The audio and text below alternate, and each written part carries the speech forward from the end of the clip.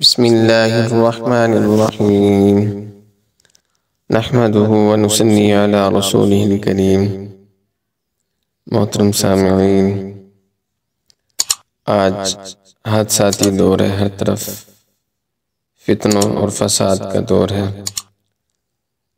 انسان گھر سے نکلتا ہے تو باہر کے حالات کا کوئی پتہ نہیں، کب بھی کوئی حادثہ ہو سکتا ہے۔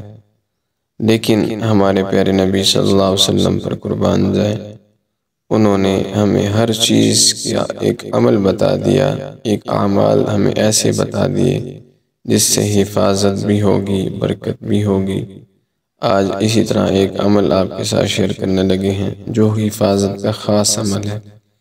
جب بندہ گھر سے نکلتا ہے تو اس کو گھر کی بھی فکر ہوتی ہے، اسے اپنی فکر بھی ہوتی ہے، اسی طرح رزق کی بھی فکر ہوتی ہے۔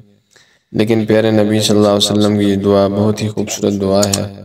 جو بندہ اس دعا کو پڑھ کے نکلے گا، اللہ تعالیٰ اس کی بھی حفاظت فرمائیں گے، اس کے دین کی بھی حفاظت ہوگی، اولاد کی بھی حفاظت ہوگی، اور اہل و عیال اور مال کی بھی اللہ تعالیٰ حفاظت فرمائیں گے۔ اتنی پیاری خوبصورت دعا ہے، اور ہر مسلمان کو اس دعا کو یاد کر کے پڑھنا چاہیے۔ یہ اپنا معمول بنا لیں، جیسے گھر سے نکلیں تو اس دعا کو پڑھنا لازمی سمجھیں، تاکہ اللہ تعالیٰ ہماری بھی حفاظت فرمائے اور ہمارے بچوں کی بھی اور گھر بار کی بھی اللہ تعالیٰ حفاظت فرما دے۔ آپ کو پتہ ہی ہے کہ آج دنیا کے اندر انسان جیسے ہی باہر نکلتا ہے، کہیں ڈاکو مال کے دشمن ہیں، کہیں جو ہے شیطان ایمان کا دشمن بھی ہے۔ اس لیے ہمیں ان اعمال کو اختیار کرنا چاہیے جس میں جو ہے اللہ تعالیٰ دنیا آخرت میں ہمیں حفاظت بھی فرمائے ہماری، اور برکت بھی عطا فرما دے۔ یہ دعا سن لیں اور اس کو یاد کر لیں۔ مختصر سی دعا ہے اور بہت ہی آسان دعا ہے۔ بسم اللہ الرحمن الرحیم۔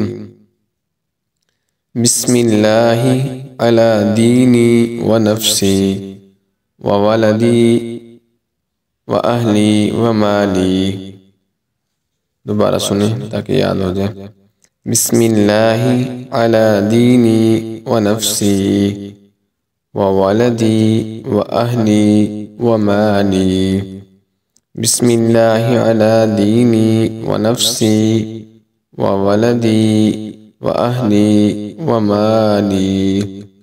اس کا ترجمہ ہے: اللہ تعالیٰ کے نام کی برکت ہو میرے دین اور میری جان پر، میری اولاد اور اہل و عیال اور مال پر۔